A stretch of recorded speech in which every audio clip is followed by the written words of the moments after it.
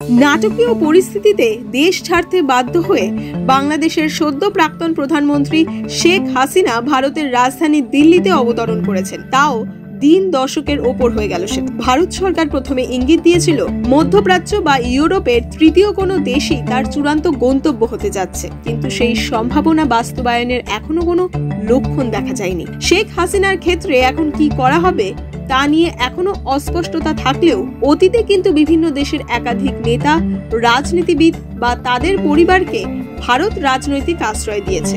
এমনকি শেখ হাসিনা নিজেও 1975-এ পিতা শেখ মুজিবুর রহমানের হত্যাকাণ্ডের পর ব্যক্তিগত জীবনে যখন চরম সংকটে, তখন ভারতের তৎকালীন প্রধানমন্ত্রী ইন্দিরা গান্ধীর কাছ থেকে রাজনৈতিক আশ্রয় পেয়েছিলেন। সেই যাত্রায় স্বামী ও সন্তানদের নিয়ে প্রায় দীর্ঘ 6 বছর ভারতে কাটিয়েছিলেন শেখ হাসিনা। যদিও নিরাপত্তার স্বার্থে দিল্লির পান্ডারা পার্কে তাদের সেই বসবাসের ব্যবস্থা করা হয়েছিল ভিন্ন নাম ও পরিচয়ে। ইতিহাসের পাতা উল্টে দেখা যাক এরকমই কয়েকটি দৃষ্টান্তের দিকে।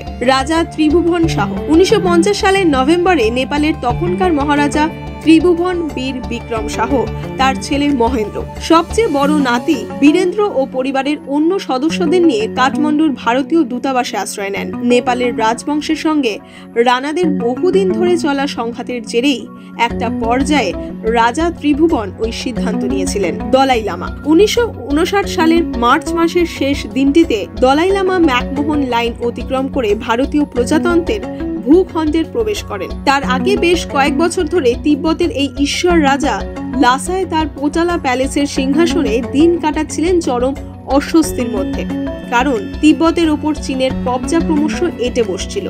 একটি সূত্র জানাচ্ছে তখনই অন্তত 5 লক্ষ চীনা সৈন্য তিব্বতে মোতায়েন ছিল।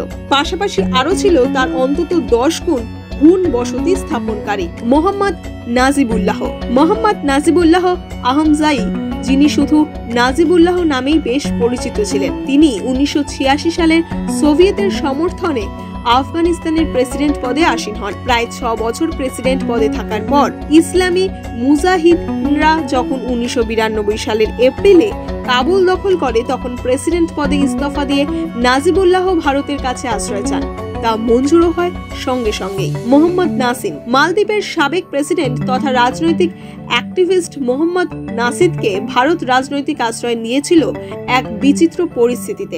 মোহাম্মদ নাসিদ এর আগে 2008 সালে মালদ্বীপের প্রেসিডেন্ট মামুন আব্দুল গাউমের একটানা 30 বছরের শাসনের অবসান ঘটিয়ে দেশের ক্ষমতায় এসেছিলেন। 2012 সালে সেই দেশে এক রাজনৈতিক সংকটের জেরে অবশ্য তাকে পদত্যাগ করতে হয়। অপসারিত প্রেসিডেন্ট মোহাম্মদ নাসিদের বিরুদ্ধে 2013-র 13ই ফেব্রুয়ারি সে দেশের আদালত একটি মামলায় গ্রেপ্তারি পরোয়ানা জারি করে।